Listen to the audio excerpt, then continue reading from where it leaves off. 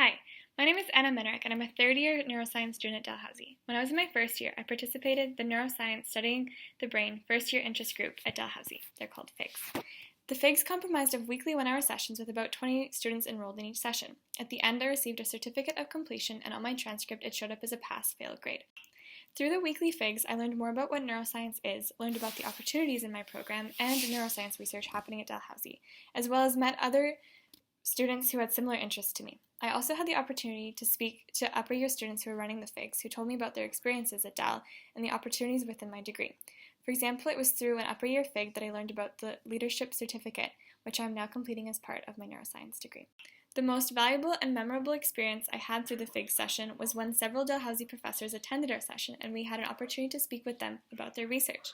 After meeting one of the professors, I was really interested in the research and ended up volunteering in their lab for 2 years. I found the FIG sessions very useful and valuable, and I would recommend it to any first-year student, regardless of which program they are going into. This year, I'm going to be helping with the Neuroscience Studying the Brain first-year interest group. I hope to see you there. I'm Carrie Ann, and I'm going to tell you a little bit about an overview of what the FIGs are and where to find out some more information. So, first of all, you can use the academic timetable to find more information, because these are actually listed as courses, although they are not for credit. So you won't be penalized if you sign up and you don't complete them. You won't have anything appear on your record. But if you do complete them, then you will have them available to put on your co-curricular record. So because they're different from your regular classes, they're a little bit different to find in the academic timetable. So the first thing to do is look for the term and make sure you have all locations selected. And in there, rather than looking for the subject, so I'm saying, let's say you're interested in the ones in oceans. Well, do we go to oceanography? No.